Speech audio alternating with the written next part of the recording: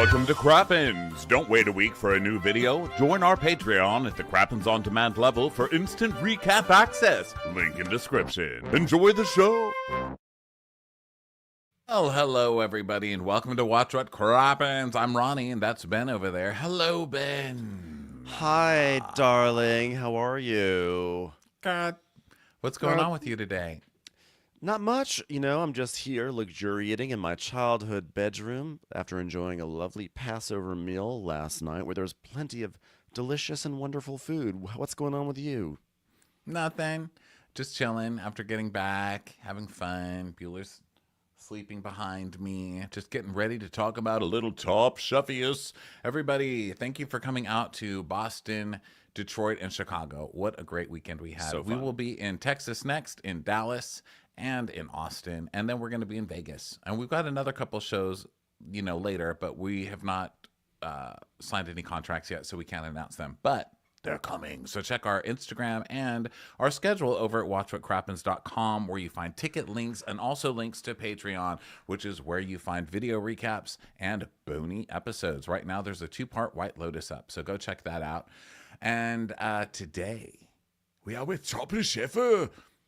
How do you feel about Top Chef so far this season? We have not been covering this one, so how are you feeling? I love it so far. I think this is a really good cast. I like the challenges. I've been upset by some of the people who have gone home, but such is life. I'm into it. How do you feel?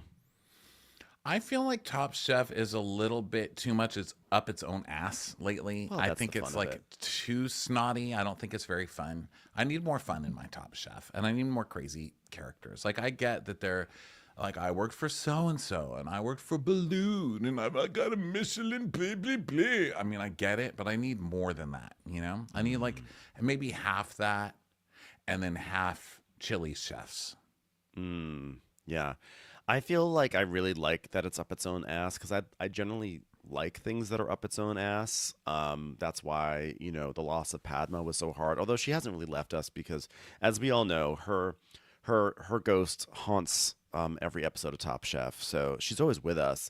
But like, the thing is, I've been so burned, I've been so traumatized by endless episodes of Chopped and whatever else is on like Fox, that like I'm really happy to not watch like random line chefs at like the Holiday Inn compete over who can like turn a box of Cheerios and bubblegum into a gourmet meal. Like, give me the fine dining chefs who are up their own asses, because I like to make fun of that more. Okay, well, there you go. You win. You got it. You got what you wanted. The world gave you exactly what you wanted.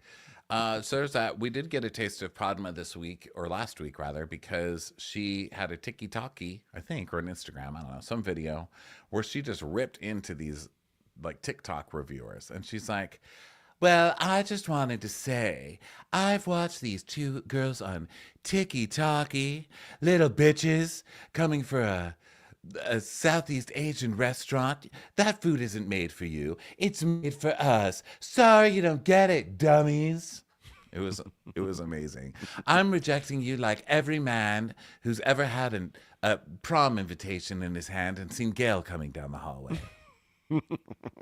I'll also say what other kind of food was not meant for you. The hubcap on the street, gal, not for you to eat. Doesn't stop her, though. Bless her heart. So here we go, little Top Chef. This is season 22, episode 5. Very important, Ronnie. Sorry to interrupt. As this is our first proper recap of a Top Chef episode, we have to do our traditional disclaimer that we do once per season at the very top of it, which is, we love Gail Simmons. We think she's absolutely beautiful. And our joke is that we think that Padma thinks that Gail is a monster, but we don't personally believe that. And so that is your disclaimer for the season that we do every single year. To anyone who's like, why are they so mean to Gail? We're not mean to Gail. Padma is mean to Gail. Ghost Padma is mean to Gail. Ghost Padma. Okay. Because Ghost Padma is with us. Yes. Which is why Daniel Boulud finally choked her with a chicken bone, and she's a ghost now. Okay, so this is 22 episode 5, line cook for a day. So we get Kristen doing her voiceover. There's 11 chefs left. 11 chefs remain, and it's the ultimate culinary showdown, as we all know. Now the grand prize is $250,000, which is pretty good. Saratoga Springs, still don't know who you are. even though you've been doing this a few years. Never see you in the airport. So, are you They anything? they're having a moment right now, actually, on the internet, believe it or not. I don't know if you've Are seen they? this. Why? Yes, they are. Because there's this fitness influencer named Ashton Hall. He's about 3 feet tall, and he's like this muscle clad guy. And he posted this ridiculous video of him doing like, this is my daily routine. I wake up at 3:30 in the morning and I do push-ups on my balcony, like clearly like a rented penthouse somewhere. He does push-ups, and then he takes Saratoga water and he pours it into a bowl, and then he dunks his face in the bowl, and he does this like 5 different times over the course of the video, and it's like everything's like a timestamp. It'll be like, then I go for a swim at 3:35 a.m. and then at 3:45 a.m. I dunk my face in again. And at one point he takes like a banana peel and rubs it all over his face. It's just like one of the most ridiculous influencer things, because it's like no one does this, and this guy doesn't even do this. It's like you rented a penthouse for the evening, you shot your content, and you created this ridiculous story of like filling a bowl of Saratoga spring water. And the thing is, though, is that everyone's doing parody videos of it. So everyone's buying Saratoga spring water for their parody videos. And then people are also just genuinely trying this. Like, oh, maybe this is what I have to do. Fill a bowl up with Saratoga spring water and dunk my face into it. So it just goes to show you can underwrite 25 seasons, it feels like 25 years of Top Chef to get your promo, or one fitness influencer can just decide to put his face in a bowl of you, and you get really all your values worth for free. Yeah, God, no kidding. They really Yeah, worked it out with that tiki-taki. it's So wild. Delta Sky Miles. So now look, I'm glad they upped the price to 250 a few years ago, because it was so long at 100. It was sad. So it was nice that they upped the price. But I didn't realize it, I think, until I was watching this and paying attention, that now they also get Delta Sky Miles Diamond Medallion status. That's So nice. amazing. And That's amazing. 125,000 to spend on travel with Delta. That is amazing. So It's that's literally quite out an of upgrade, I control. think. Can I tell you something? Okay, Ronnie knows this. This is my cross to bear. So the funniest thing happened over the weekend. What funny to me? Maybe this will be a terrible story, but I am in the process of transferring my airplane loyalty from American Airlines to Delta Airlines, and last year we went to Europe and everything, so I got like a ton of like status on American, like super high status, which was great. I've been feeling like Mr. Monopoly all year long, and I'm actually acting like it's a value judgment. Like I'm like, well, I have this elite status now, but anyway, people have been telling me you can do like a status match on Delta, and if you tell them you have this status on American Airlines, they'll give you the high status on Delta. I was like, great. I've decided I'm going to switch over to Delta, because also American Airlines kind of shitty, really shitty. It's like you get to that nice status and all they serve you is like cafeteria food. So I was like, I want to go to Delta because everyone says Delta is so nice. I want to go to Delta. So last week, before our travels to Boston and Detroit and everything, my friend is like, by the way, I can give you a gold status, which is like the number 2 tier on Delta. And I was like, cool, I'll take that. Like, mom, that's cool. So I take it. I have it. I get it on Wednesday or Thursday. And then on Saturday, I was like, you know what? I'm going to finally do this Delta status match thing because Delta's awesome. So I fill it out. I'm like, ooh, I'm going to do this whole thing. I'm so excited. And then Delta responds back to me and is like, thank you so much for like wanting to be like a status match with us.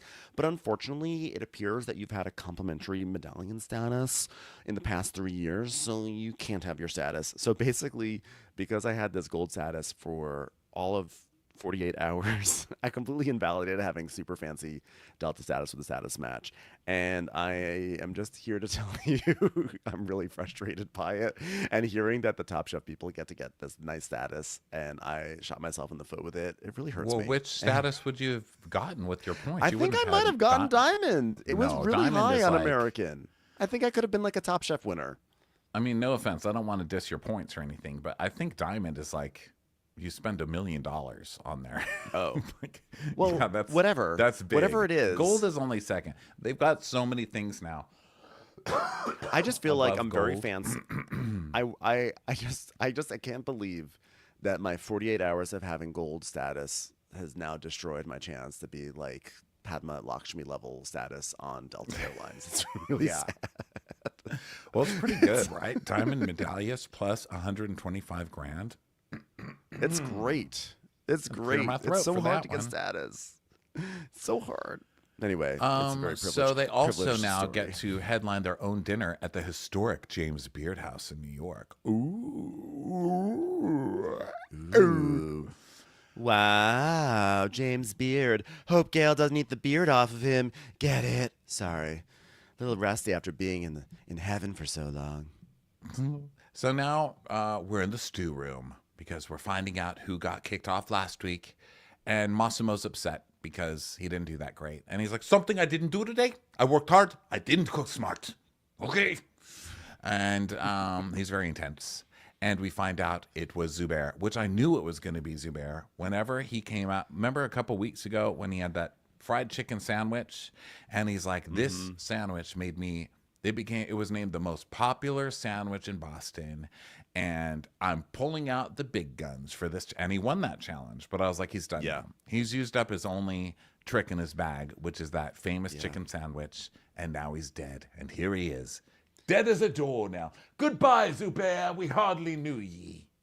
He also fell victim to the Ben Mandelker curse, which is when I see like at the top of last episode, I was like, Zubair, I really like him. I think he's going to go to the finals. And anytime I have that thought about literally anyone on Top Chef is the moment that they go home. I have this amazing ability to like ruin their Top Chef careers. No, I'm pretty good because, spoiler alert, I'm going to say who gets kicked off. If you don't want to hear, fast forward a minute and a half. But when Anna Gasteyer made that Nutella sandwich, that deep fried Nutella sandwich last week, I was like, I don't care what the judges say, she's going to last an episode. There's no way they're going to keep a Nutella sandwich winner on forever. And sure enough, they got rid of her. Yeah, you can't do that.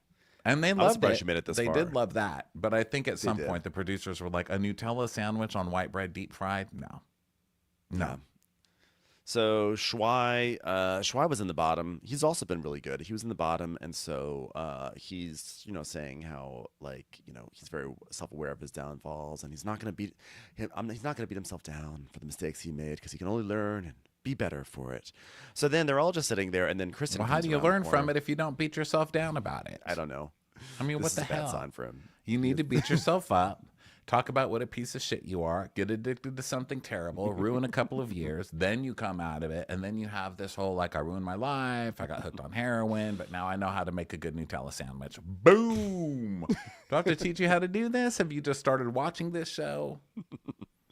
So Kristen comes in. She's like, "Hi, chefs. Before we call it a night, we do have a little bit of business to handle.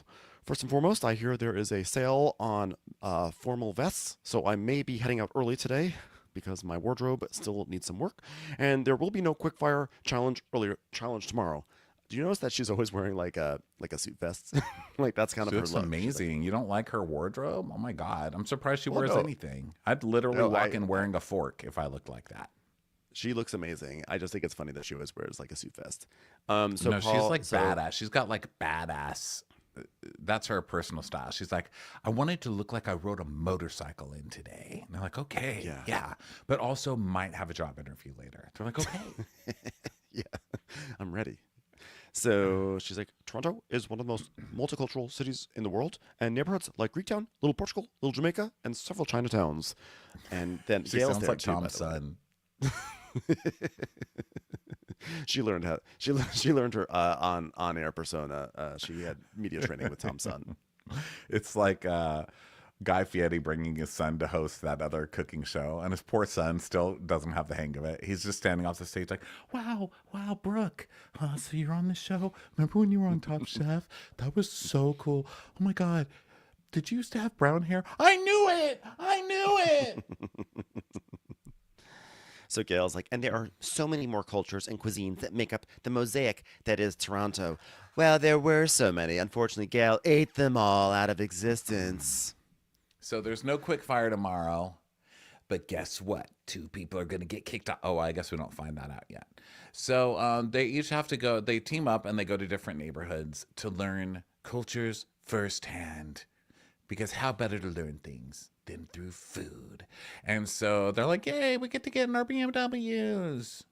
Yeah. So they're all paired up into these different groups. They're going to go to all these places and everything. And yeah, like you said, it is a double elimination challenge.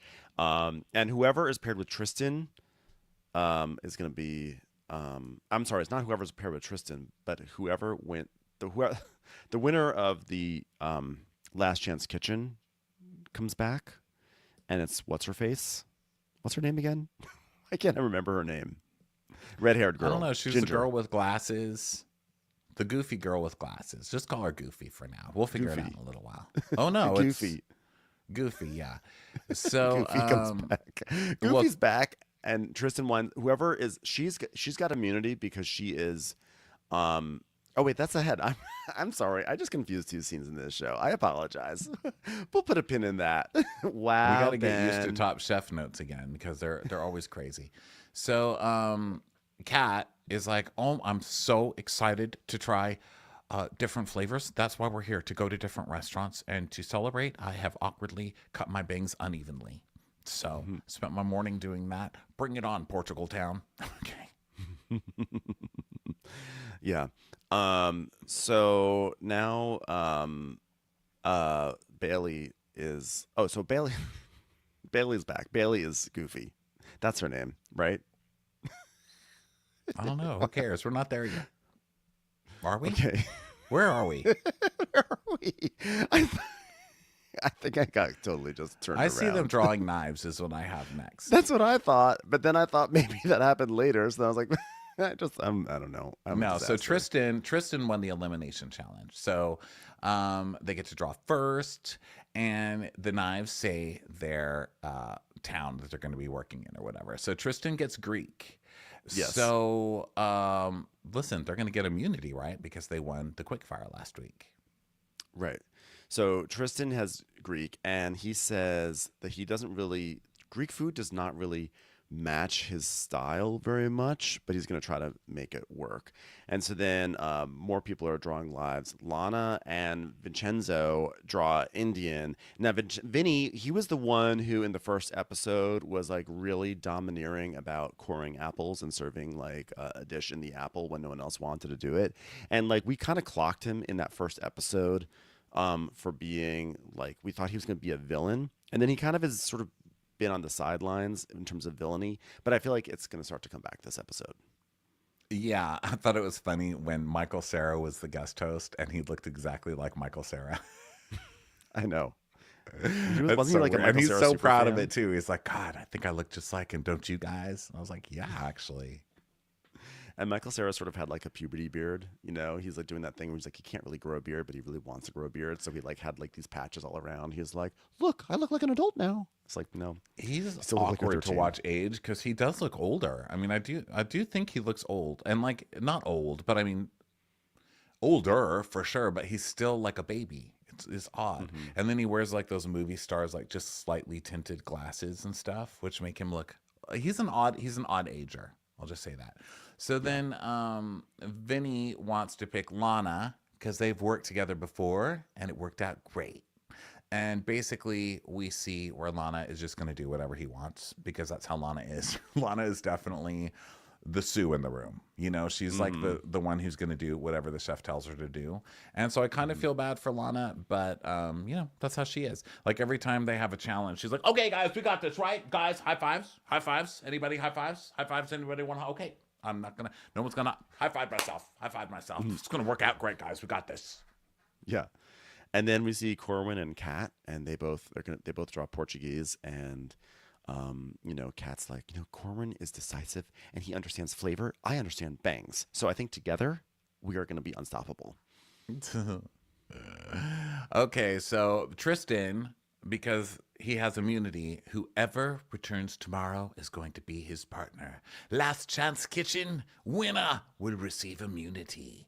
So Gail's like, well, neither one of you will be eliminated unless I get burnt, charred, rubbery egg. Gail, calm down. Gail, no one's serving eggs today. Chefs, this is very important because this will be a double elimination and an entire team will be going home. And so Schwai is like, wow, that means out of 11, two of us are going home.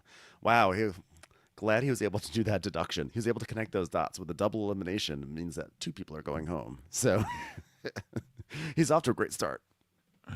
But they're adding one, so wouldn't it be out of 12? Because I think there's 11 standing there. I was very confused by this part I think too. I think he Because meant with that like Bailey, it'll be it's 12. right, but she's not going to go home since she has immunity. So he's like, Oh, I okay, see. so It's like saying that out of 11 of us left, 2 have to go home. Okay, I get it. yeah, So for your elimination challenge, we want you to create a dish inspired by your time on the line. You can make anything you want, but we want to taste some of the flavors and techniques that you learn tomorrow. You'll have $1,000 to shop at the Whole Foods Market. Like, oh my God, what NPC did they get to record all this dialogue? Do you guys even have Kristen showing up? I feel like they put Kristen's image up there and they have an AI person doing all of these parts. I like when she judges though. yeah. She's like, and the very next day, you'll serve the judges and 150 very hungry guests, and you'll be serving at the very vibrant Bentway Community Center. Good luck. So, why do I feel like the Bentway Community Center will not be vibrant at all? Just saying. So now we go to the apartment, and we Tomorrow, see you're going to be serving under a freeway underpass. I was Everyone's like, going to enjoy it. a very vibrant freeway, I'd like to add. Because that is literally what they serve at. And I went riding on my freeway in my heart for the pink Cadillac. So now we're in the apartment. And Lana is like, so do you guys think he's going to come today? The anticipation's killing me. And Vinny's like, well, I think Zubair is our guy, which like, as soon as he said that, we should have realized. Well, you already knew because you had a very solid chicken theory. And I always forgot about my curse. So as soon as he said that, though, I was like, oh, it's not going to be Zubair. They're never going to say it's going to be Zubair.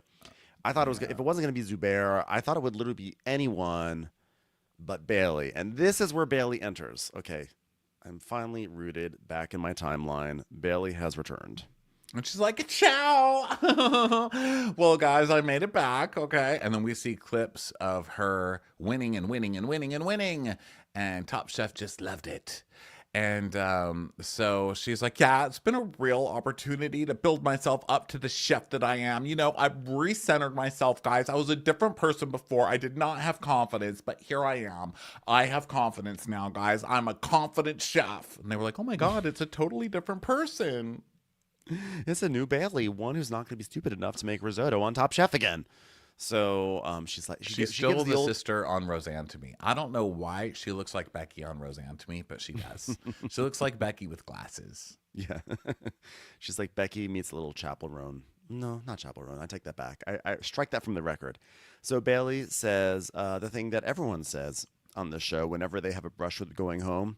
I was cooking for what I thought people wanted me to cook, or what I thought I should cook, but now I'm ready to cook what I love. I'm like, okay. Congratulations. Peanut butter sandwiches and Ben and Jerry's for the rest of the season. This is almost as trite as cooking saved me. I was living in the gutter and cooking saved me. Okay, you're cooking what you love. Okay, congratulations. You're doing exactly what every other person on this show has ever said. Yeah. And Vinny's like, wow, Bailey's gone, and now Bebe's here. Whatever that means. So they're like, wow, who is this person? I don't even know her. She's just so confident. Wow, from the 30 minutes that we knew her earlier in the season, she has completely changed. So they tell her what's going on, and Bailey announces that because she has immunity, so does Tristan because she is linked with Tristan. So they're going to be doing. He won and she won, right? So she won last chance and he won. So they both won in their own rights to get it. So they lucked out. I see. I thought it. Okay, got it. I thought it was that her immunity spread onto him. It's that they both had immunity that was like an umbrella. Right. He had And immunity that's why from they life. were Okay. paired. Yeah. Oh. So then Shui is like, we're on the Asian Sensation Redemption Tour. You know, God, being on the bottom last week was really rough. But I'm starting to feel like I'm just a bottom queen. Oh, no, Henry says that. He's like, yeah, I was on the bottom for the second time. And at this point, I'm just a bottom queen. So... I really like Henry, but I kind of have this feeling like he's just not very good. He's like really on the bottom every episode. So they're driving, and then we see Vinny and Lara, and they have like a very somber car. And I sort of get the feeling like I assume that they're going to get eliminated because in their confessionals they're sitting so far apart that they're like not even in the frame together. Like it's like half their heads. I was like, oh, they hate each other right now. Something went really bad. I think Vinny just has a super weird robot energy and he only respects people. Look, he hasn't been mean to anybody, so I'm not saying anything really against anything he's done. I just get kind of the impression that he reserves his like kindness for people who are like very in the upper echelons of who they've worked for, because he's really Yeah, all that's about all he that. cares about. He Yeah. loves just name dropping, and he's kind of like sock puppety also too, which makes him kind of likable, which is hard if you're a villain, right? He's like a sock So puppet with teeth. And also, I yeah, was worried. I knew, not worried because I don't care. But when he said this, he's like, I enjoy Indian food, but I'm not super familiar with it. I was like, you're dead. yeah, no, You're this, dead. they're actually You're lucky dead. that if Padma were still on the show, like they would 100% be eliminated because anyone who like dares touch cumin, she's like, "Wow, did you think this actually tasted good? You piece of shit person, get out of here." So Do you really think that you understand cumin? I asked cumin what it thought of you, and it said, going. did you mean to attempt to make Indian food for me, Padma Lakshmi, Queen of Indian food? Wow. So then Shui and Henry are going to embrace their Filipino flavor. And let's see. They're So just now all, they yeah, all go to they'll just go to their their restaurants. restaurants, Yeah. right, and meet their people. Yeah, and Bailey, we see Bailey and Tristan at this Greek restaurant, and she really likes it. She's getting kind of like a family feeling around it, and I think it was around here somewhere where Tristan says, for the first of many times this episode, I'm starting to realize that Greek food is kissed with fire. He says it so many times. I'm like, just say it's charred. It's fine. Stop saying kissed by the flame. You're not Seal, okay? He's after a while, it's like a Burger King commercial. Because isn't that what they do? They're like It's like flame grilled. It's a flame grilled kissed by waffle. flames. I love Tristan, but enough with the kissed by flames bit, okay?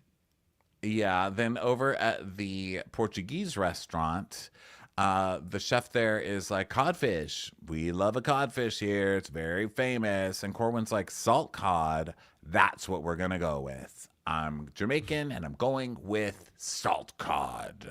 Salt cod, salt Cats. cod. God, thank God we're using salt cod. I can't wait to get to the store and find salt cod. God damn it, salt cod is a gift. God, I love salt cod. Cat's like, you know what? I just consulted with my bangs, and then you know what they're saying? Salt cod. We definitely are going to cook with salt cod, and this is going to be the most salt cod thing that salt cod has ever salt codded. Yeah. So then we go back to the Indian restaurant, and Vinny and Lana are being made chicken Kama Sutra, which they somehow changed to being Karma Sutra, which is very offensive. Thank you. That drove me nuts. Oh It my was god! Every time making they me said Karma Sutra, crazy. Come on, even if you Kama don't know Sutra. Indian, you know the fucking book from being in junior high, and that's the only thing you could go look up and see what fucking looked like.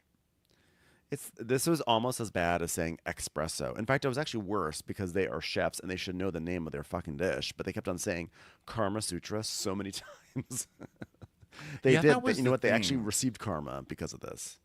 That was the thing, and actually, like they should know they're chefs. And to say like I don't know Indian, look, I know we don't all live in the same kind of cities or whatever, but everywhere I've lived has had such a strong Indian food population. I mean, Austin now, L.A. obviously, New York. So, and I know that everywhere's again, but they're chefs. Like to say like I just don't get Indian food is weird. I don't. Yeah, That struck me yeah. as odd, because I think some things are further out. Like there's not a Portuguese restaurant everywhere you go. You know what I mean? I would understand it Hmm. if someone was like, maybe I'm not as familiar with some of these, but like I feel like Indian I feel there. like It's Indian a pretty big is cuisine. it's yeah, and it's yeah, I agree. I know what you're saying, which is that like Indian restaurants, like their presence, I think across the country, especially in these big urban areas, it's pretty undeniable. And I mean, really, technically, like all these cuisines are everywhere, but like I feel like Indian cuisine has really started to permeate so much of like we said Trader Joe's. It's It's sort of pretty like pervasive, it's you become know. it's very pervasive, and so to be like I'm not really familiar with it. I mean, I think like it's like yes, there are techniques. There are definitely techniques that are used in Indian cooking that are different techniques in other as with any cuisine. But I know what you're saying. It's surprising that a chef who'd be on the show is acting like so. Seems Especially almost a hoity-toity one, like you would think like that right the like this is education some would be niche there, but exotic cuisine. Yeah. Um, So then we go to the Philip. Oh, so anyway, he's saying it right first. So he says chicken Kama Sutra, and he's like, and it's very tasty. And I'm obviously familiar with the book Kama Sutra, and I haven't really had the opportunity to dive into that book, which doesn't shock me that you know what that book is and haven't even bothered to help your partner out by reading it. Vinny's just I that know. kind of person. If he, Vinny's if like he, the kind of person to be like, come and go. You know what I mean? He's like, I came, bye. yeah, I think that like maybe if his boss at like the Nomad had had read it, maybe he would have read it, chapter to chapter. But like he hadn't, so yeah. So then Henry and Schwei are talking about Filipino food, and they just really like all the condiments that they're learning about there. And then over in the Portuguese restaurant, William and Kat are talking about how they just love the simplicity and about what they're eating, and salt cod. It's just the way to go, right? Undeniable. Yeah, untin it. Let's go. Let's go. And of course, Cat likes the simplicity Nutella sandwich. I will never forget that, by the way. I will never forget it or forgive it, even though she's kind of my favorite wackadoo. I complain about not having wackadoos. We get a wackadoo, and now I'm complaining about the wackadoo. You can't And please me. she's not even that wackadoo. She just has bangs, and like she She works for is, Billy though. Corgan. She is. Like when she leaves, she's like, guys, I've done it all. I cut my bangs. I've been a burlesque dancer. I've been a stripper. That's true. I've been a bricklayer. I've been a clown circus performer. I've been a chef. I've been a truck driver. When she listed all her shit, I was like, yes, Cat. It's my I've kind of never been to me. wackadoo. So now all the chefs, part of this thing is that not only are they going to try all these cuisines, they're going to work the lines. So now they're all working it and everything, and it's a lot of like cooking, cooking, cooking. And Cesar is saying how he's never worked a wok station before. Cesar is so cute. He always looks kind of like an adorable, like an adorable little pet, like a little baby hamster or something that's sort of like trembling a bit, and smiling and happy, but like scared. And so this is his first time working a wok station, which is, I think that's surprising to me. I don't know why. I just assume like any professional chef has worked a wok at some point, but he hasn't. He's like, oh, I worked it, and then there's the oil and it's smoking, and then it like flares up, and I'm, ah! Oh, it's okay. I burned the I burned the noodles. noodles, though. I burned the noodles. I'm so sorry. I burned the noodles. She's like, it's okay. We have more noodles. He's like, oh, they have more noodles. They have more noodles. So, and then Lana's telling us, yeah, we're gonna make the chicken Karma Sutra because it's it just seems like this is the dish that we're gonna really understand the most because basically it's the only dish that they taught us how to make. So we're just gonna make it, but we're gonna make it. But I have a feeling we're gonna do something really strange to it. Also, let's see. Yeah, how can you make a Karma Sutra super weird?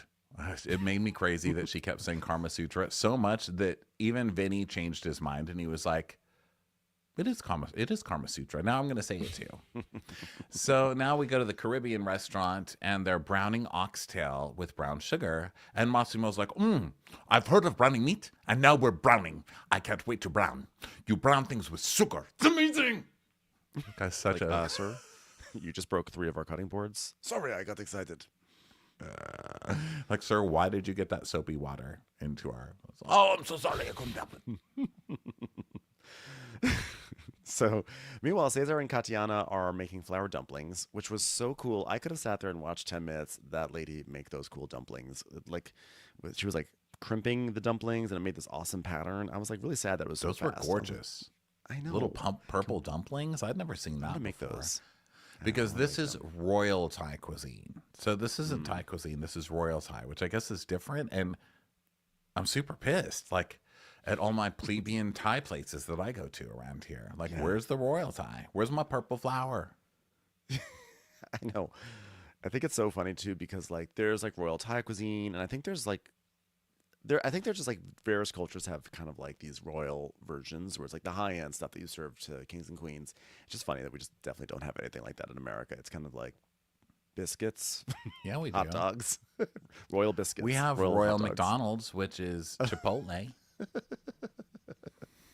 I think actually not anymore. I think McDonald's. I think it's spun off Chipotle. I think Chipotle is no longer under McDonald's Oh, guidance. well, we have Royal Grocery Store is like Central Market is a Royal King H-E-B. Cullen. We have there's Big Lots, which is more royal than just lots. Just a lot. That's true. Okay, so meanwhile, there's more. Just everyone's just like cooking. And it's really fun. And then Tristan's grilling meat, and he's like, most of Greek food is touched by fire. Thinking about our dish, grilling is the way to go. So it could be hashtag touched by fire. And so they all do that, and it's fun. And then they leave. They're like, God, that was awful.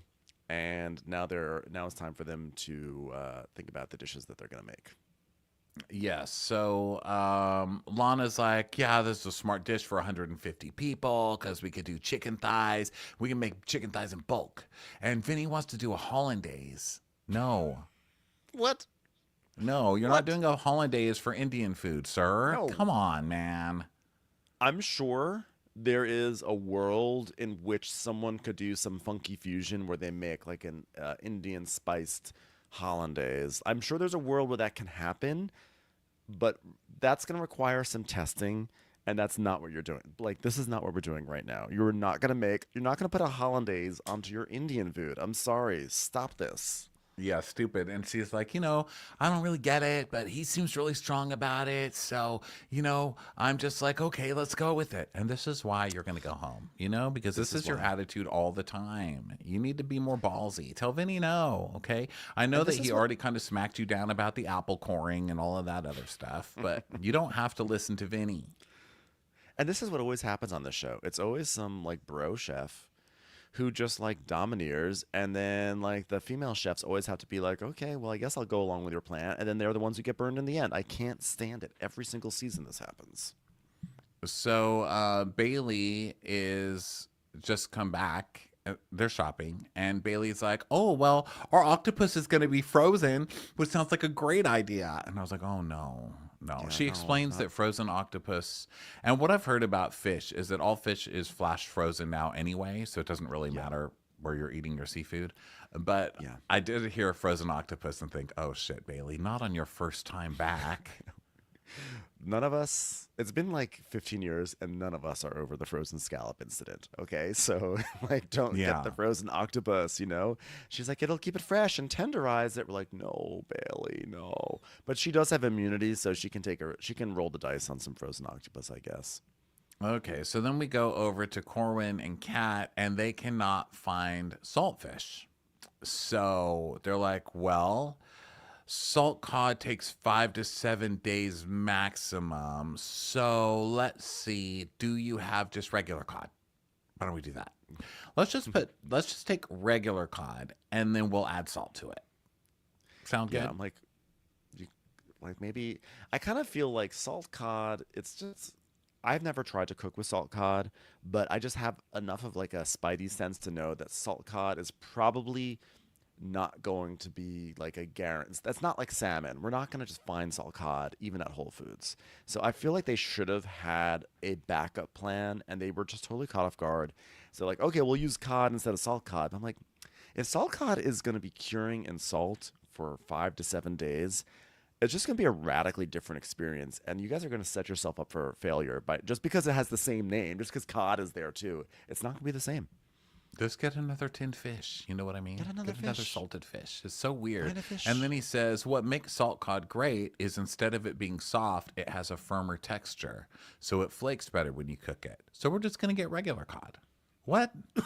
Sir, What are you doing, sir? sir. Just go. I wish they just had a trap door because there's too many chefs anyway for my taste. There's too many fucking people here. Just start Sir. dropping them through the door. Yeah, So that's enough. then Shui is talking about how he was what's he saying? He wants to take some coconut flavor from coconut cream that they had from the tuna Hmm. dish, and he just wants a big bowl of comfort. Yeah. And then Paula, I forgot about Paula. Paula, she's like, is she from Ecuador? But she's there. She and Massimo are gonna do oxtail, but they don't have oxtail, so they're gonna have to do short ribs. So they'll do short ribs. Shouldn't be a problem, right? So anyway, now everyone arrives at the kitchen. And it's time to start cooking. So Tristan starts working on the octopus, and like one of the issues with octopus is that it takes a really long time to cook it. So this is like an ongoing storyline with him, which is seeing if that octopus is ready yet. And then while they're doing that, Massimo's just yelling. He's like, "Bola, bola!" And everyone in the kitchen is just like getting startled every time he does it. Yeah, because they're just wacky. They're like, it's so funny to watch them work together. It is hilarious. And Massimo's really big into, okay, guess what we're doing today? Browning meats. Yes, browning meats. You know how you do it? Sugar. Then you cover it. Then you put more sugar. Browning, browning. He's all over the place, this fucking guy. And then Kat is talking about her fritter and having to bake and rice potatoes instead of boiling them because we're using fresh cod instead of salt cod. So hopefully the dryness of the baked potato will make up for the massive amounts of liquid we're going to have coming off the cod. What are the odds that Kat talks about fritters a lot? When you said Kat's talking about her fritter, why do I feel like if you meet up for like lunch with Kat at Tartine and she's like, "Sorry, I'm running late. I was making a fritter this morning. Didn't really come together." It's like, "Yes, Kat, we know you're always making a fritter. Sorry, it's just my life. I gotta share what's happening in my life." So Henry is talking about how him and Shui are going to do their comfort food because they both grew up poor. And so they're going to do arroz ido as the Mm. base of their dish and then add some pork care on there. And then Lana is like, she's like, I'm going to take some inspiration from Chicken Karma Sutra. I'm not listening to you anymore. It's enough. The moment you add that R in there, we're not listening to anything else. And the fact that there's an R and hollandaise, no. Curry hollandaise and flatbread. I know what you're going for, but like the thing is this, there's also an element of like why? Why are you doing this? Because what we haven't mentioned is the reason why we're incorporating I'm joining the journey. The reason why they're doing curry hollandaise is because Vinny worked at the Nomad, which is a fancy ass restaurant in Europe, and he like worked the sauce station or something. And it was like a very special time in his life. So he wants to incorporate like his experience as making hollandaise sauce en masse to this Indian thing, which is like why like you don't have to do that. Like, why are you doing that? Like, you're being too literal about this idea of like cook who you are and what you're about. Like, there's just no reason to add a hollandaise to this chicken, and it's you're only doing it to basically name drop that you worked at the Nomad. Yeah. Well, hope we have someone here to call him out on that today. Ding. Hmm. So then we go back to the apartment, and Cesar and Katiana. Now, here's what I love. You watch everybody cooking, everybody's freaking out, including Cesar, because that's just in his personality, like you said. But Katiana never is. She's just like, No, whatever. She's making the most beautiful food. She's using making tweezers. She's just flowers. calm. She doesn't talk to anybody. She's just like, hi, guys. I'm just the one with perfect eyebrows out here out cooking every single one of you every time. So if anybody needs me, I'm just over here. If anyone needs me, I'll be getting into a puffy vest later this afternoon. She's always in a puffy vest. So just want you to know that I spread the vest shade amongst multiple people on this episode, not just Kristen. But Mm. Katiana's always in like a little vest as well. So yeah, she's very stoic and she's always making little flowers. That's kind of her thing. So they when it's sort of like at the end of the day, there is some. This is a true at the end of the day. At the end of the day, there are some question marks. Like, will the octopus be ready tomorrow? And will Massimo and Paula's short ribs will it be ready? Right. Who knows? So Katiana tells us that tomorrow is her daughter's fifth birthday, and I was waiting for the old, oh, let me hear my daughter's having her birthday, and I'm missing everything for my daughter. I just miss my daughter. But she's not. She's like, it's my daughter's fifth birthday. Fuck that birthday party. Thank God I'm not there. I just want to do well so I can show my daughter, like, your mom's kicking ass on her fifth birthday, and you're sitting there without your mom at your birthday party and yours. So mom wins. Okay. That's all. Are we done with this? I We ordered a done with the bouncy daughter castle. section? No, I was Yeah. never addicted to heroin. I'm sorry. Okay. Can I just go back to cooking well? Thanks. My thing is, I live in LA. I'm super cool. I've got celebrity friends, and that's it. My daughter will survive. So now it's the next day, and we arrive at the underpass, or the overpass, I should say. They're under the overpass, and they've got 90 minutes to get ready. So they've got all their different stations and everything. And Massimo's telling us that like 180 balls of dough need to be portioned, need to braise, need some time to cook. They're like, okay, bro, chill out. And Kat, meanwhile, is saying that she's really nervous about the double elimination, and that they tested some of their like croquette or whatever they're making, their balls, and it's still a little wet, so they're adding flour to bind it more. So we know this is gonna be a disaster because anytime someone's trying to do some last minute like textural adjustments, it's always gonna go gummy and tough or just be And they're shit. doing it by adding panko, which is bread. They're adding bread, basically. It's basically breadcrumbs, right? Hmm. So they're adding bread to a bunch of wet, which is going to just make mush, guys. Okay? Yeah. Why are you doing that? Why, guys? Hmm. So then Paula and Massimo are having trouble because he's having trouble getting his meat done right. He needs the jus to be reduced, and she doesn't want to reduce it. She's like, the meat's not cooked all the way, and the jus needs to be covering it. So we have time. I don't know why he's freaking out. And he's like, oh my God, do it, or the fuck you going home. And so they start arguing, and she's not taking his shit, which I really like too. She stands Yeah, up for herself very well. she does. They have a real jus argument about whether it should be covered or not. And they never quite get to the bottom of it. They just keep like like one person covers the pot, the other one takes it off. It just sort of goes back and forth like that. And she tells us, I'm not going to let anybody disrespect me. I mean, I'm sorry. But at the end of it all, in my mind, I'm also thinking I'm going to get eliminated because my team is not working as a team. Like, he's in a whole other world. And we see him just like knocking shit over and just being a disaster. So then everyone's like, oh, trouble in paradise, am I right? 18 minutes left. So Cesar's like, oh my God, we're using butterfly pea flowers for pickled daikon flowers. Purple. It's a royal color. She's amazing. Everything she's doing is amazing. So lucky to Purple be is also here. but it's also the scariest color.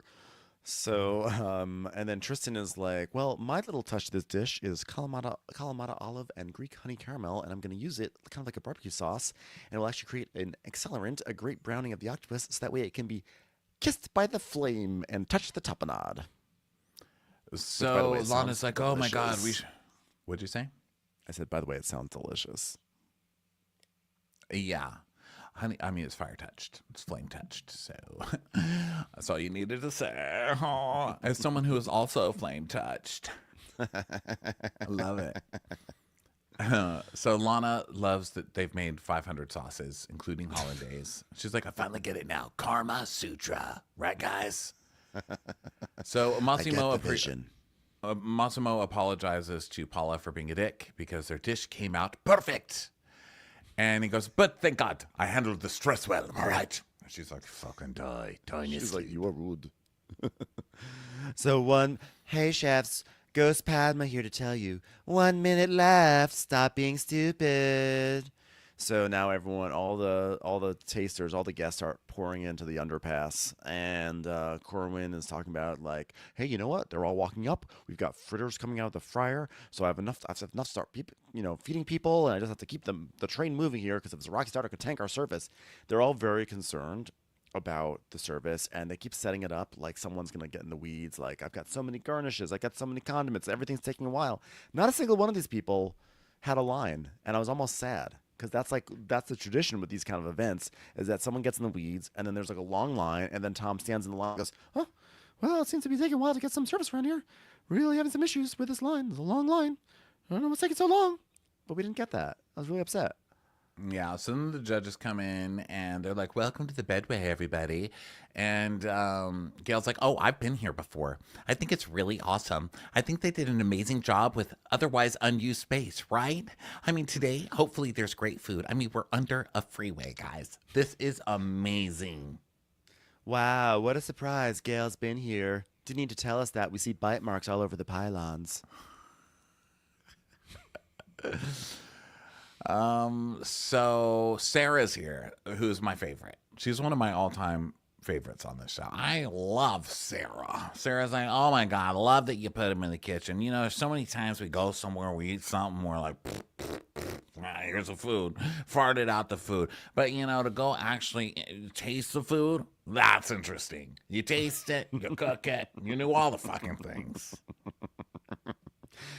One time my husband was working the line, and then, fortunately he brought an axe into the kitchen and accidentally chopped his leg off, so we had to take him to the emergency room. But when we got back, it turned out he never turned off his pan, and whatever was cooking in that pan was absolutely fucking delicious. You ever have spinach that's cooked on an open flame for 3 hours? Oh my God, wonderful. And we saved I his had a leg. dream. I had a dream one day of making a beaver soup. So I didn't want to just like kill a fucking beaver. Who does that? So I went over to the beaver's dam. I ate dinner with his family. I said, "You're all big, hairy, buck-toothed motherfuckers. Thanks for having me." Killed the mom, took her home, made her into a stew. Boom, won a Michelin. I was like, what I'm going to do? I want to show them a piece of home, so I'm going to make some burgoo. But someone misunderstood me, and just when I said, let's make some burgoo, they actually brought me a gooey bird. And I said, you know what? You got to make with what you got to make. So I served a gooey bird, and everyone fucking loved it. Second Michelin star, baby. Well, this pulls them out of their comfort zone. I mean, except for Gail, who's often under freeways, seeing if anyone will sell her some, That was outlawed good, cupcakes or whatever. Tom. I'm That trying. was I'm trying, good. Padma. I'm trying. You're not here, so it's really rough. So then Paula and Massimo, the judges go to Paula and Massimo, and Paula and Massimo, have you enjoyed working together? And he's like, oh, we cook with fire, so, it got heated today over here, huh? Look over there. Who needs a fire hydrant when you've got Paula crying? Oh, poor Paula. We don't do this in Italy, am I right? So Paula's like, so we have a braised short rib, serve on flatbread, and some escabeche. And if it tastes shitty, it's all Massimo's fault. Thank you very much. So, and Massimo's like, yes, and also I've made fresh bread to cook to order. It's one of the most beautiful things in the world for me. And Gail's like, so you do that a lot? You make fresh bread to order? She says it like it's a bad thing. I'm like, so are you a cheater? You cheat on your wife? Is that what you do? Huh? With your fresh bread? He's like, half of my day at my restaurant is making bread. Wow, half the day at my restaurant is Gail eating bread. So Half the day at my restaurant is trying to avoid poor people. It's disgusting. And Gail. And by poor people, I mean Gail, who's always sitting there eating bread. So, it always comes back. We have to make bread all day because Gail eats all of our inventory all day. And Tom's like, well, yeah, the meat, well, it's a little dry. It's good, but it's dry. It's dry meat. Well, there's a Gail one there, but since I'm dead, I'll let one of you living people take it. Anyone? No one? No one? Sarah's like, it's really missing that collagen that oxtail gives. Oh, yeah, kind of like Gail's face. Without collagen, right? Gail's like, well, there was a gentleness in the acidity, but I wanted to taste it, and I wanted that heat. Is it a good dish? Absolutely. I'm just not getting Caribbean flavor. Here's what I'm getting. Dry meat. Dry meat. That's what I taste. It's like Gail drinking a pina colada. Sure, it speaks to the Caribbean, but is this really the Caribbean right now? I don't think so. Gail's just like a pina colada. No matter when you order it, she's always kind of melting. All right? Aruba, Jamaica. Ooh, I don't want to take you, Gail. So we see some normal people trying it, and one of them's like, ew, there's something bitter in this. She's like, oh my god, it's the curry. So now, they all. So then, the Caesar's and Katiana's mentor shows up to try their food. So Caesar's like, I really love that the chef is here and is gonna try our dish that's inspired by her. I mean, we're in the flow. We're just joking. Joking is so scary. Oh my god. So anyway, everything's going well over there. And then the judges go to Kat and Corwin's table. And Kat's like, yeah, so we went to Mercado Negro, and it's a Portuguese restaurant. Billy Corgan's never been. I can tell you that from personal experience. And the things that really resonated with us were like the seafood. So we thought, what if we take that seafood and make a Nutella sandwich out of it? But Corwin said, no, we can't do that. And stupidly, she goes, yeah, we went to get salt cod, but they didn't have salt cod, so we got regular cod. So that's what we did. I mean, why would you say that? Just idiotic. So then the judges taste it, and Sarah's like, well, I mean, I do like big pickles. Ain't the first time I said that, I'll fucking tell you that much. God, my husband's got such a big pickle. I'm just glad he didn't chop that thing off. Anyway, salt cod has a unique flavor. It's kind of like, have you ever had preserved raccoon? It's kind of like that. Anyway, I was wondering, will they be able to get to that without the salt cod? And the answer is absolutely not. This tastes like shit. Garbage. And Tom's like, what would you say? Salt cod if you don't have salt cod? I mean, it's just the dumbest storytelling I've ever heard. I mean, what the hell was that? It's like saying you're going to be a mixologist. You don't even know how to make a drink. What would you even say in the first place? I am really loving the flavors of Captain Corwin's dish. The texture of this bamba to me is a little off, though. I'm going to say that right now. Do not like an untextured bamba, okay? Wow, Gail, you know you're not supposed to be eating Bomba socks, right? Maybe that explains it. Gail still gets a boner every time Lou Diamond Phillips comes onto a Verizon commercial, and you can't even get her liking a bamba. Wow. Gail, stop eating that VHS cassette copy of La Bamba. It's not the meal. So Kristen's like, the wetness? I don't know. I don't know. The salted cod wouldn't have made this happen. And Tom's like, yeah, I mean, it's a nice little seafood dish. It's fine. You know, you're not going to think much about it. But, you know, it's a double elimination. You got to come a little harder than this. You got to come a little harder than this. Padma? Wow, come a little harder. That's something that never happened in Gail's love life. Am I right, everyone? High five. Sorry. My dear friend Ali Wong gave me that joke. She's a comedian and she's raunchy. See her at my show, Ghost Padma's Comedy Hour. So Vinny is telling people about his dish over and over. He's like, this is Karma Sutra. Welcome to Karma Sutra. Just like the book, guys. Yeah, And like the Lana's book. like, wow, Vinny is like spieling. And I'm like, wow. Like, it's hilarious, like listening to him spiel over and over. Like, he just keeps saying Karma Sutra. I really fucked him on that one. Karma Sutra. Yeah, like the book. So now the judges go up to Katiana and Caesar's table, and Katiana's like, Caesar, come on, it's okay. You come out. No, you don't have to hug my leg. It's okay, Caesar. The judge is here. They're your friends. They're gonna be critical, but they're your friends. He's like, I'm afraid of ladies eating bread. She's like, okay, I'll talk to Gal. So, guys, welcome. We've got pad thai glazed tenderloin, pickled mushrooms. We have pea flour powder, so pea flour pickle. Like, I mean, I know I do pickled daikon every single time, but I do it well, so shut the fuck up and eat it. Okay? Okay, wait, what was that, Caesar? Hold on. He wants to whisper something into my ear. Okay, hold on. Okay, sweetie. All right, I'll tell them. He says, enjoy. So they ask if they've ever had royal Thai cuisine, and Caesar's like, no, but I love the idea of it. I mean, it gave the chef a little room to be creative. Terrified. We were terrified. Creative, though. So they sit at the table, and Kristen's like, I feel like these little punch-out flowers are kind of becoming Katiana's signature. It's sort of like her version of a vest. And Gail's like, they are. But you know what? She's getting her money's worth with that stamp. Wow, just sort of like you with your Burlington Coat Factory Groupon. Well, it's fucking delicious. You know, there's a lot of fucking texture going on here. I mean, it's a little sweet, but whatever. You know, it's no beaver soup. I'll say that. It definitely feels like they took a lot of inspiration there. Like, there's a lot of variation of flavor, and I'm getting so many layers with the nuts and the chili and the mushrooms. That little pickle, the palm sugar, it's just very tasty. Wow, there's just so many nuts and tiny pickles in here. It's almost like Padma would marry it if it was 80 years older. Am I right? Nice try, Gail. Okay. You're still failing even when I'm dead. Yeah, it's a good dish. It's a good dish. Yep. So then now a chef goes up to Henry and basically Henry and Schwei's mentor goes over and they like it. So that's nice. And now we go to Vinny and Lana's table, and the judges go up there, and he's like, "Yeah, it's Karma Sutra chicken. Yep, just like the book." I'm like, oh my god, I'm going to strangle this man. And he tells an older guy, he's like, so have you ever been to New York, sir? And Gail goes, Vinny, you know that this gentleman's daughter lives in New York, right? It's me. That's my dad. And my little brother. This is my family. The dad's like, that's why we're Wow. standing so far from her. She smells, right? Dad, wait a minute. Take off that balding cap. Padma. It's a ghost in a disguise. Yeah, and this disguise was designed by my dear friend Dakota Fanning. What? Just go with it. Oh. So they introduce their Karma Sutra. And he goes, yeah, like the book.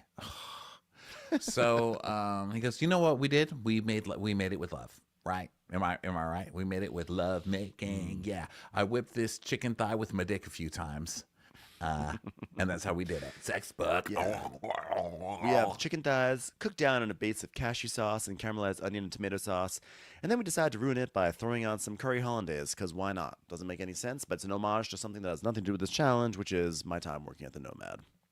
And that's the thing. If you're going to do a hollandaise, let that be your sauce. Like, why are you doing all these sauces and then adding a big old gloppy hollandaise on top of that? No. Yeah, yeah, exactly. And I feel like also, to be honest, a hollandaise sauce, sure, we enjoy it on our eggs Benedict, but I think generally speaking, when people think of hollandaise sauce, it feels kind of retro. So that you're gonna throw this sauce that I don't think people get very excited about hearing hollandaise. Like hollandaise has not had that nostalgic moment where you say, it's not that has not had its like bacon moment where it's like everything's better with bacon. No one's saying everything's better with hollandaise at the moment. Like even mayo has sort of had a moment, but hollandaise has not, and he's not jumpstarting that moment right now either. There have been better days for hollandaise. Am I right? There you go. There you go. And also he takes credit for the whole dish. He's like, okay, well, we've done this and we've done this because Nomad, Nomad, Nomad. And that's what I learned at Nomad. You're welcome. And then Lana's like, oh, yeah, but we also topped it with sunflower because I love edible flowers. I was like, great, Lana. You just saved yourself from death with talking about loving edible flowers, which is also very 1990s, you know? I know. God damn. I'm like, you're here. Why? So then the judges eat it, and Sarah's like, well, I mean, I love the chicken skin, right? I mean, who doesn't love taking an animal, pulling off that skin, frying it, and just eating it all day long? Well, my chicken was cooked well, and my first bite was really, really nice. Oh, really? How's your 100th? I guess we'll find out in about less than a minute. Stop eating the plate, too. So Tom's like, I expected a little bit more from Indian food. I'm just going to say it. Sort of like, I kind of feel like Indian food is kind of like my son. I just kind of expect more. Maybe I'll just never get it. Yeah, look, curry hollandaise, that packed about as much punch. I mean, come on. I mean, they put a blanket of everything over this kind of like not super flavorful hollandaise. It's like covering bad with bad with bad. Wow, it's like about when Gail learned layering. Listen, I'm all about experimentation. There was one time I fried up a skunk cutlet with some Old Bay seasoning. Didn't work out so well, but I appreciate the ambition. This just isn't working. So Kristen's like, but it was homage to the story. It was an homage to the story, right? And because Tom's like, well, I don't know why you need rich hollandaise when you've got a rich sauce. I mean, what's the point? She goes, well, he's paying an homage to a story of Nomad. And Gail's like, well, the story has to work with the dish, right? Well, the dress has to work with the figure too, Gail, but that never seemed to matter to you. Did you mean to not put any spices in your stupid hollandaise? Anyway, so Bailey's talking about how it's her first time outside of Last Chance Kitchen. She's acting like she literally was in the sequel to Room. She's like, I'm finally let out. They let me out of Last Chance Kitchen. And she's like, I'm really happy with it. I just want to keep that ball rolling and keep the momentum going. And the idea of winning immunities back to back is almost too good to be true. So then the chefs go up to the judges go up to Shuai and Henry, and they present a roast caldo with a roasted pork curry car and some fermented pickles, yada yada yada. It looks delicious, and it reminds. And he's like, they say oh, it reminds of like home. rice. I was so poor growing up. We literally grew up on rations. Oh, wow. That's all I've ever asked from Gail. Really. She won't do it. That's both rations and growing up. So then. I mean, no Gail's problem only had growing two out. dresses and she's still here.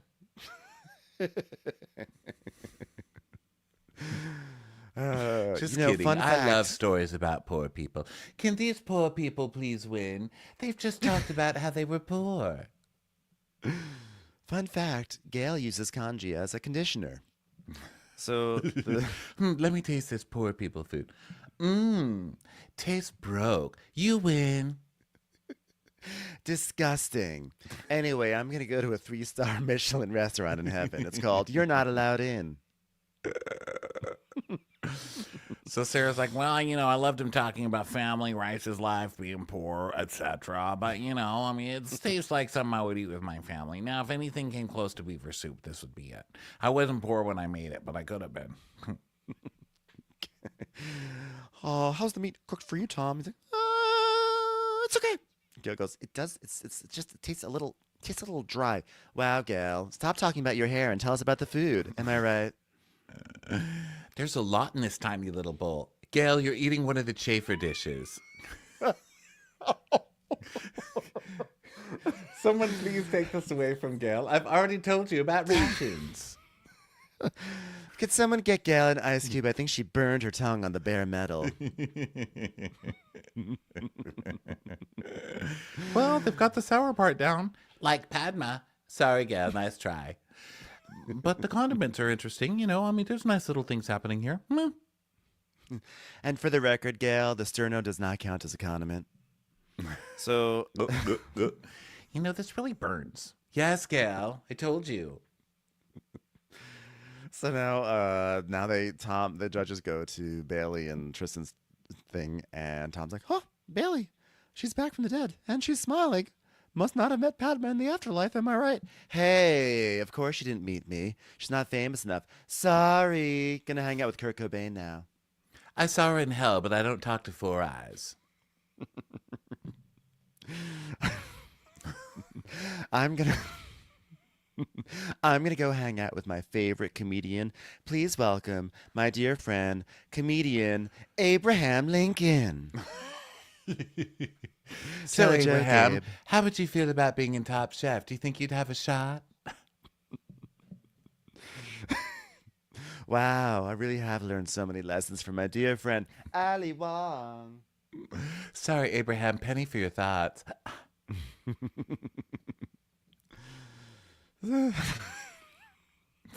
Stupid. That was funny. So That took me Bailey's a like, moment there. Wow, Abraham. Hey, Abraham, maybe next time you should get a lawyer, preferably from Netflix. Think about it. So Bailey's like, yep, me, back from the dead. I'm really thriving, right? And Tom's like, well, Tristan looks like he's just out there on a Sunday afternoon hanging out with the grill. Huh, that's a dad. That's a dad right there. I used to hire somebody to do that at my house. Tristan, huh? Did you? Tristan's like, well, if I had sandals and a beer, I'd be in a good place right now. But technically, we did bring in your sandals for you, but Gail unfortunately ate them. So Bailey's like, we're doing grilled octopus. Yeah, he made Kalamata caramel to glaze the octa. I don't know if I want to hear Kalamata caramel. Does that sound good?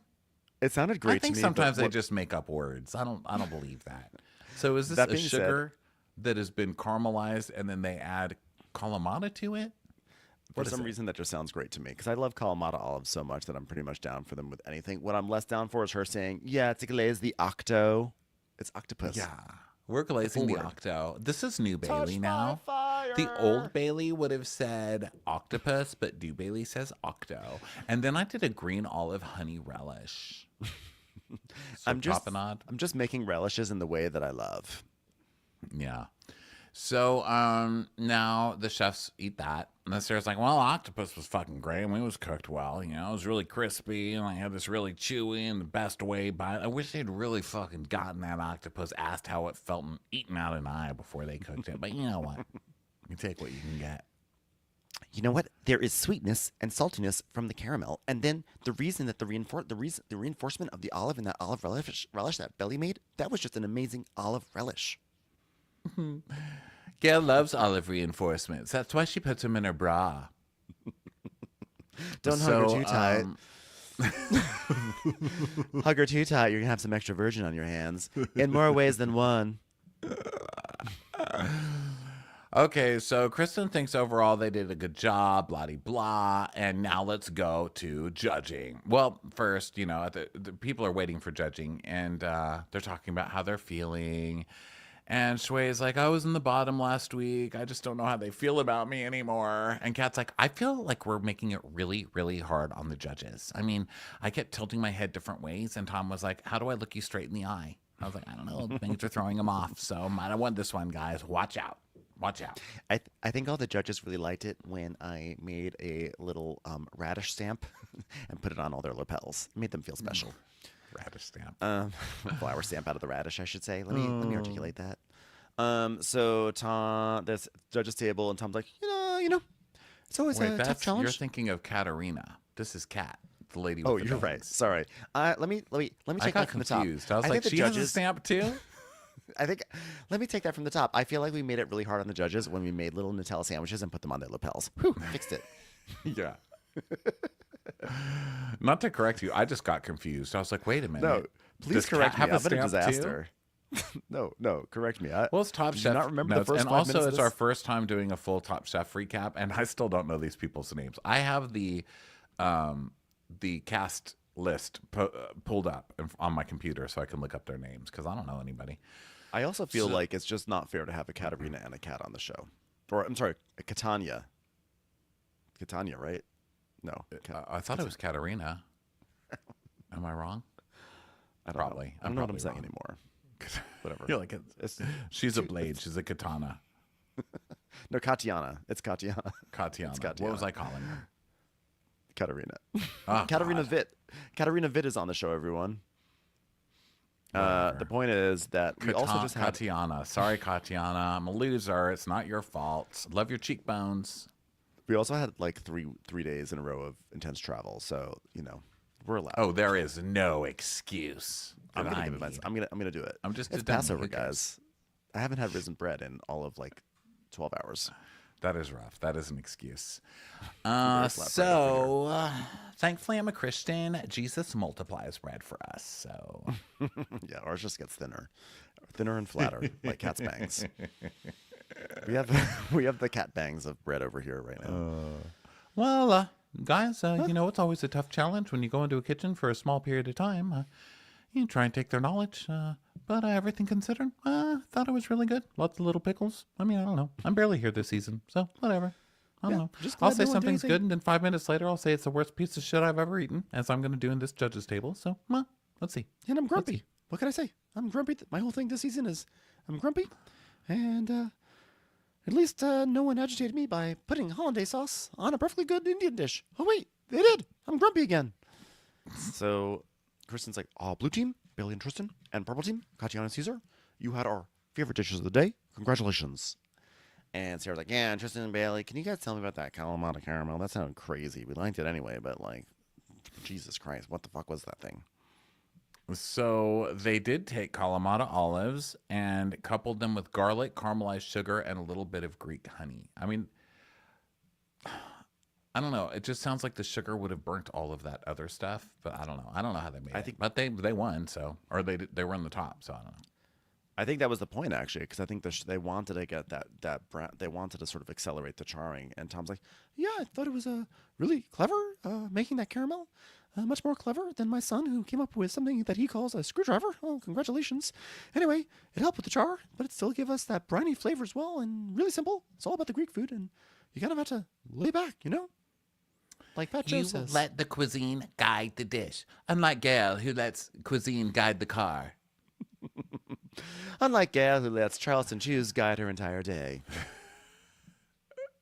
I looked through Gail's car history, and the only thing in there was McDonald's over and over again. Wow. Good job, Gail.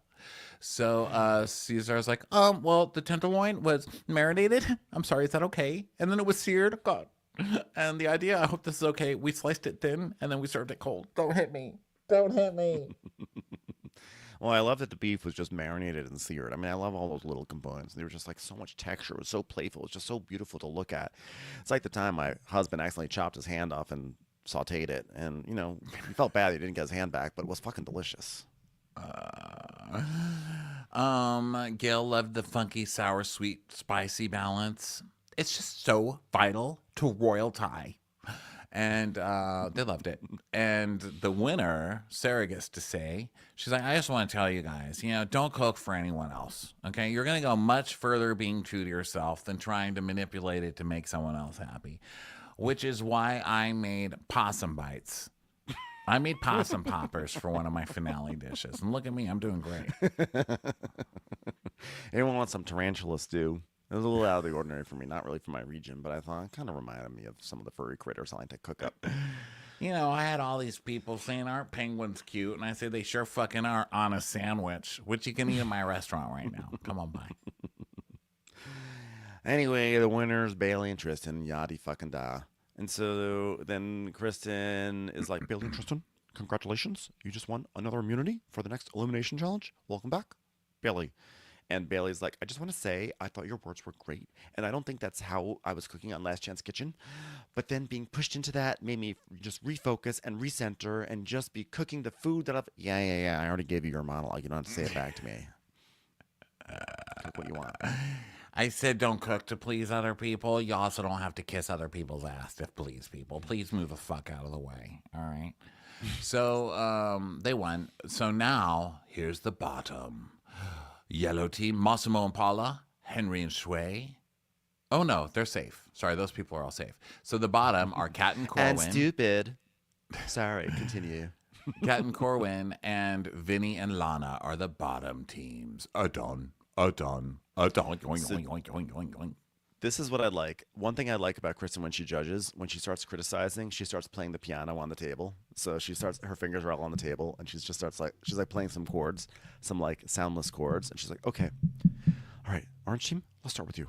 What went wrong? So Corwin's saying, well, we both wanted to do a baklava dish, and we love salt cod, so that's why we decided to not do a baklava dish or use salt cod at all. So bizarre. They even bring up salt cod again. What are they doing? So Kristen's like, and were you breading them to order? And he's like, well, we did it the day of. So we made our base and then we let it marinate overnight. And then we just did the breading the morning of. And Tom's like, the inside was very gaily. Good one, Tom. Mushy, I meant. Damn it, Tom. So Kat's like, yeah, I mean, we were concerned about overworking it, which is what she kept saying when he kept adding more panko. She was like, yeah, this is going to be too much.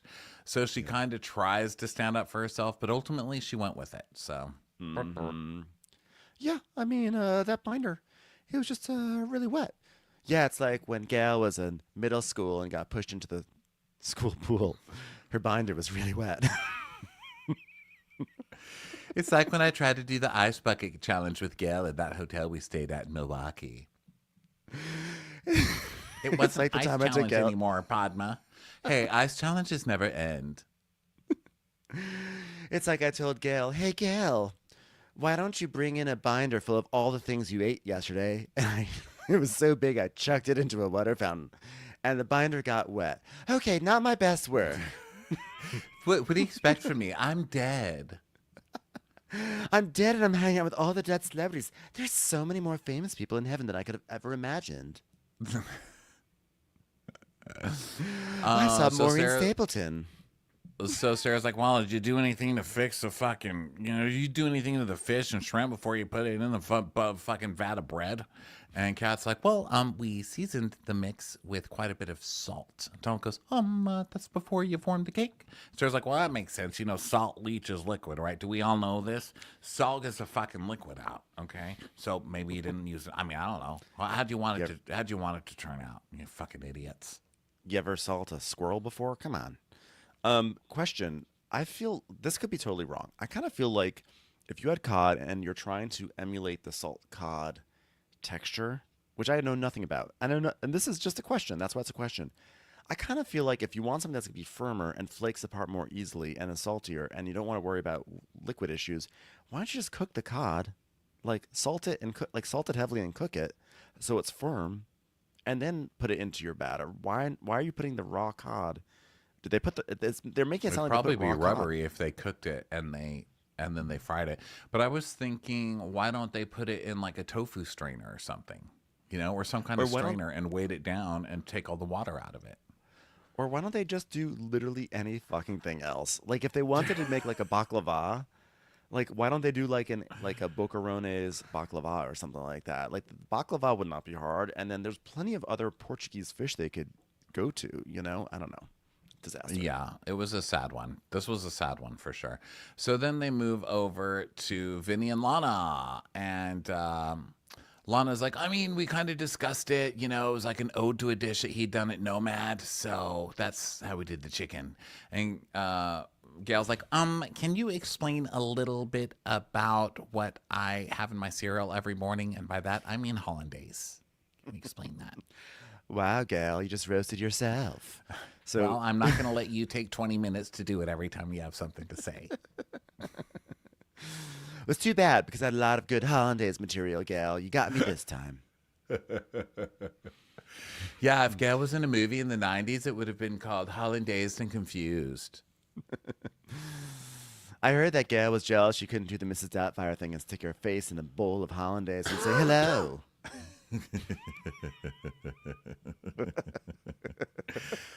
One time, Gail dressed like Mrs. Doubtfire for Halloween, and it was actually an improvement.